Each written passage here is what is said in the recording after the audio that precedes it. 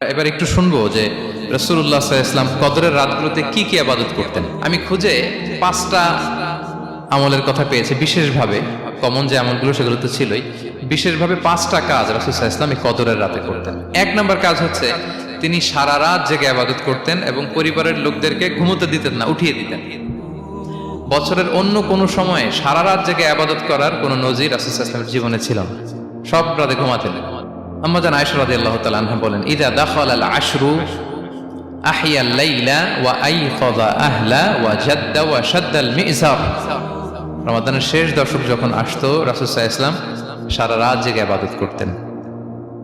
পরিবারের সদস্যদেরকে জাগিয়ে তুলতেন, স্ত্রীদের ঘুমাতে দিতেন না, জাগিয়ে তুলতেন। ফাতেমা রাদিয়াল্লাহু তাআলা আনহার ঘর পাশেই ছিল, তাদেরকে যে জাগাতেন এবং নিজে সারা রাত ইবাদত করতেনই। জাদ্দা ওয়া শাদ্দাল মিযজার, খুবই বলিষ্ঠভাবে, খুব মজবুত ভাবে কোমরে গামছা বেঁধে নামার একটা এক্সপ্রেশন এখানে দেওয়া হয়েছে। মিজহার, ইজহার মানে হচ্ছে বাংলা করলে হয় লুঙ্গি। লুঙ্গি আমরা যখন খুব শক্ত কোনো কাজ করতে যাই তখন তারা কি করে, খুব টাইট করে লুঙ্গিটা বাঁধে। তার মানে বোঝানো হচ্ছে রাসূল সাল্লাল্লাহু আলাইহি ওয়াসাল্লাম কোমরে ভালো করে লুঙ্গি বেঁধে বা গামছা বেঁধে আটকাট বেঁধে নামতেন শেষ 10 দিনের জন্য। এই সময় তিনি মানে কাউকে কেমন যেন চিনতেন না, সবসময় ইবাদতে মগ্ন থাকতেন। এটা আমরা করতে পারি যে শেষ 10 দিনে, আর যেহেতু 3 দিন বাকি, আমরা একটা স্পেশাল প্ল্যান করতে পারি যে আমরা আমাদের সর্বোচ্চটুকু উজাড় করে দিয়ে লাস্ট 10 ডেজ অফ রমাদানের এই বরকত আমরা হাসিল করব, এটা যেন আমাদের মিস না হয়। তাহলে এটা আমরা একটা পেলাম। 2 নাম্বার হচ্ছে ইতিকাফ করা। রাসূলুল্লাহ সাল্লাল্লাহু আলাইহি ওয়াসাল্লাম রমাদানের শেষ 10 দিন ইতিকাফ করতেন। আমাদের আয়েশা রাদিয়াল্লাহু তাআলা আনহা বলেন, কানা ইয়াতাকিফুল আশরাল আওয়াখির মিন রমাদান। রমাদানের শেষ দশকে তিনি ইতিকাফ করতেন হাত্তা তাওয়াফাহুল্লাহ, ওনার ইন্তেকালের আগ পর্যন্ত এই অভ্যাসটাই তিনি জারি রেখেছেন। সুম্মা আতাকাফা আজওয়াজুহু মিন বাদি, তারপরে ওনার স্ত্রীরা ইতিকাফ করেছেন। আরেক বর্ণনায় এসেছে ইয়াতাকিফু কুল্লা রমাদান 10 আইয়াম, প্রতি রমাদানে তিনি 10 দিন ইতিকাফ করেছেন। কিন্তু যেই বছর তিনি ইন্তেকাল করবেন সে বছর তিনি 20 দিন ইতিকাফ করেছেন। প্রতি রমাদানে 10 দিন, আর যে বছর ইন্তেকাল করবেন সে বছর কয় দিন? 20 দিন তিনি ইতিকাফ করেছিলেন মসজিদে নববীতে। তাহলে আমরা এই রমাদানের শেষ দশকে এটা করতে পারি। 2 নম্বর পয়েন্ট হচ্ছে ইতিকাফ করা। তো আমরা যেন ইতিকাফ করার চেষ্টা করি। ইতিকাফ করতে না পারলে শেষ দশকের রাতগুলো যেন মসজিদে কাটানোর চেষ্টা করি, তা না পারলেও বাসায় যেন এই রাতগুলো আমরা মিস না করি।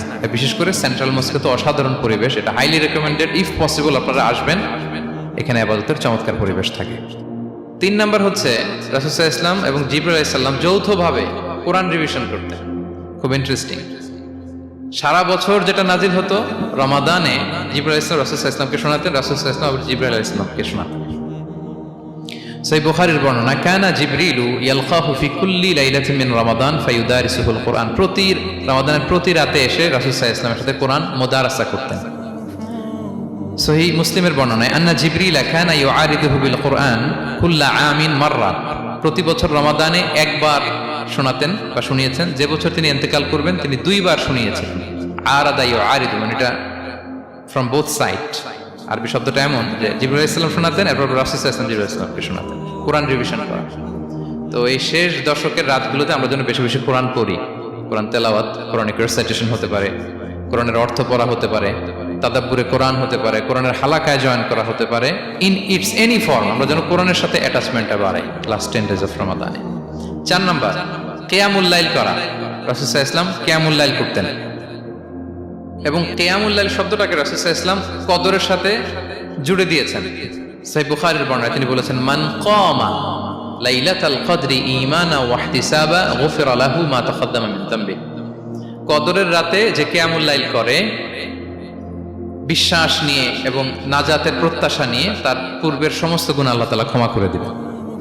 তাহলে কিয়ামুল লাইলটা রাসূল সাল্লাল্লাহু আলাইহি ওয়াসাল্লাম বিশেষভাবে কদরের রাতের সাথে সম্পৃক্ত করেছেন। আমরা যেন প্রতি রাতে কিয়ামুল লাইল করি, লম্বা সময় যেন দাঁড়িয়ে থাকি, লম্বা সময় কোরআনিক রিসাইটেশন করি দাঁড়িয়ে থেকে, লম্বা সময় রুকু, লম্বা সময় সিজদা, স্পেশালি সিজদা।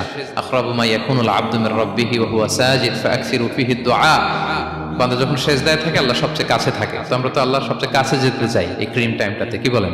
আমরা যেন লম্বা সময় সিজদাতে থাকি। কিন্তু আমাদের অনেকের যেটা হয়, নামাজে তাড়াহুড়ো, অনেকের সব ব্যস্ততা যখন নামাজে দাঁড়াই এরকম হয়ে যায়।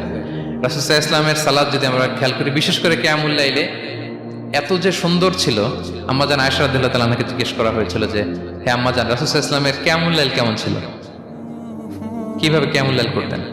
আম্মাজান আয়েশা দেখেন ওনার এক্সপ্রেশনটা কত সুন্দর। তিনি বলেছেন ফালা তাসআল আন হুসনিহিন্না ওয়া তুলিহিন্না, রাসূল সাল্লাল্লাহু আলাইহি ওয়াসাল্লামের কিয়াম যে কত সুন্দর ছিল, কত লম্বা ছিল, আমায় জিজ্ঞেস করো না, আমি বলতে পারবো না।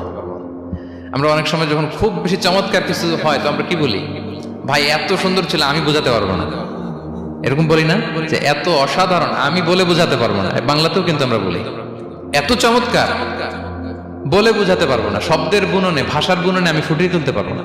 তো আম্মাজান আয়েশা এটাই বলেছিলেন ফালা তাসআল আন হুসনিহিন্না ওয়া তুলিহিন্না, রাসূল সাল্লাল্লাহু আলাইহি ওয়াসাল্লামের রাতের নামাজ কিয়ামুল লাইল যে কত সুন্দর ছিল, কত দীর্ঘ ছিল, লম্বা ছিল, আমায় জিজ্ঞেস করো না, আমি বলে বোঝাতে পারবো না। সুবহানাল্লাহি ওয়া বিহামদিহি। আমরা যেন লম্বা সময় কিয়ামুল লাইল করি।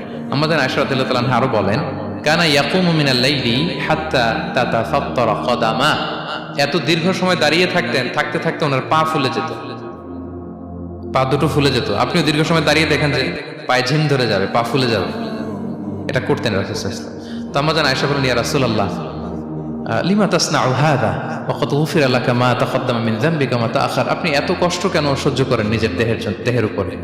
আপনার তো আগের পরের সব গুনাহই মাফ। আদতে তো রাসূল সাল্লাল্লাহু আলাইহি ওয়াসাল্লামের গুনাহই নেই, তিনি নিষ্পাপ। এত কষ্ট কেন করেন? আপনার আগের পরের সবই তো মাফ করে দেয়া হয়েছে, কেন করেন? রাসূল সাল্লাল্লাহু আলাইহি ওয়াসাল্লাম উত্তর করেছেন আফালা উহিব্বু আন আকুনা আবদান শাকুরা, আয়েশা আমি কি শুকরগুজার বান্দা হতে পছন্দ করব না? আল্লাহ তাআলা আমাকে তার রহম এবং করমে সব মাফ করে দিয়েছেন, কিন্তু আমি কি শুকরগুজার হব না? আমি কি আমার রোলটা প্লে করব না? আমি কি নিজেকে সঁপে দেব না আল্লাহ তাআলার কাছে জায়নামাজে? তো এটা ছিল সংক্ষেপে রাসূল সাল্লাল্লাহু আলাইহি ওয়াসাল্লামের কিয়ামুল লাইলের ধরন। এভাবে তিনি দীর্ঘ সময় কিয়ামুল লাইল করতেন। আমরা যেন এটা করি। সেন্ট্রাল মস্কে কিয়ামুল লাইল এবছরও নিশ্চয়ই হচ্ছে, আমরা যেন অংশগ্রহণ করি। 5 নম্বরে রাসূল সাল্লাল্লাহু আলাইহি ওয়াসাল্লাম দোয়া করতেন। এই কদরের রাতগুলোতে খুব বেশি বেশি দোয়া করতেন। দোয়া নিয়ে আমরা একটা জুমার খুতবা দিয়েছিলাম, সেখানে আমরা বলেছিলাম যে দোয়া হতে হবে খুব আন্তরিক দোয়া, রোবোটিক দোয়া যেন না। আপনার আবেগ, ভালোবাসা, মনের মাধুরী মিশিয়ে, চোখের পানি মিশিয়ে, অশ্রু সিক্ত করে এই দোয়াটা করতে হবে, তাহলে সে দোয়া আল্লাহর কাছে কবুল হবে। আমরা যেন আমাদের ভাব, আবেগ সব ঢেলে দিতে পারি আমাদের দোয়াতে, আমাদের সেজদায়, আমাদের কিয়ামুল লাইলে। এবং যে কোনো ভাষায় কোরআনিক দোয়াগুলো রেকমেন্ডেড, হাদিসের মাসুরগুলো রেকমেন্ডেড। তাছাড়া আপনার নিজের ভাষায় আপনার কি চাওয়া, আপনার কি আকাঙ্ক্ষা, আপনার মনের কষ্ট, যাতনা সবকিছু আপনি আল্লাহ তাআলার কাছে পেশ করুন। এবং আম্মাজান আয়েশা জিজ্ঞেস করেছিলেন ইয়া রাসূলুল্লাহ, আমি যদি কদর পেয়ে যাই আমি কি বলবো এ রাতে? মা আদউ, কি দোয়া করব? রাসূল সাল্লাল্লাহু আলাইহি ওয়াসাল্লাম বললেন তাকুলিন, আয়েশা তুমি বলবে আল্লাহুম্মা ইন্নাকা আফুউন তুহিব্বুল আফওয়া ফাআফু আন্নি। আয়েশা তুমি যদি কদরের রাত পেয়ে যাও এটা বলবে, হে আল্লাহ আপনি ক্ষমাশীল, আল্লাহ আপনি ক্ষমাকে পছন্দ করেন, আল্লাহ তাই আপনি আমায় ক্ষমা করেন। হে আল্লাহ আপনি ক্ষমাশীল, আপনি ক্ষমাকে পছন্দ করেন, আল্লাহ আপনি আমাকে ক্ষমা করেন। এই দোয়াটা আমরা যেন বেশি বেশি করি। আমার সাথে সাথে সবাই একটু পড়ুন মেহেরবানি করে। আল্লাহুম্মা ইন্নাকা আফুউন তুহিব্বুল আফওয়া ফাআফু আন্নি। আল্লাহুম্মা ইন্নাকা আফুউন তুহিব্বুল আফওয়া ফাআফু আন্নি। হে আল্লাহ আপনি ক্ষমাশীল, আপনি ক্ষমা করাকে পছন্দ করেন, আল্লাহ আমাকে ক্ষমা করেন। আমরা আমাদের নিজেদের ভাষায় অনেক দোয়া করতে পারবো, কিন্তু রাসূল সাল্লাল্লাহু আলাইহি ওয়াসাল্লামের শেখানো দোয়াগুলো এটা হচ্ছে মানে very precise in wording but comprehensive in meaning. এটার অর্থ, এটার আবেদন এটা অনেক বেশি। আমি অনেক 10টা-20টা বাক্য বলে এত সুন্দর কথা মিলাতে পারবো না। রাসূল সাল্লাল্লাহু আলাইহি ওয়াসাল্লাম যেটা শিখিয়ে দিয়েছেন, আগে আল্লাহর প্রশংসা করলাম, আল্লাহ আপনি ক্ষমাশীল, আবারও প্রশংসা, আল্লাহ আপনি তো ক্ষমা করাকে পছন্দ করেন। যেটা আপনি পছন্দ করেন না ওইটা তো চাচ্ছি না, যেটা আপনার পছন্দ, যেটা আপনি করতে ভালোবাসেন, গাফিরিজ যামবি ওয়া কাবিলিত তাওব, আপনি ক্ষমা করাকে পছন্দ করেন, তওবা কবুলকে আপনি পছন্দ করেন, তো সেটাই তো চাচ্ছি আপনার কাছে, আপনি আমার তওবা কবুল করুন, আল্লাহ আপনি আমাকে ক্ষমা করুন। সো এই দোয়াটা প্রত্যেক রাতে যেন আমরা বেশি বেশি করি সম্মানিত সুধী।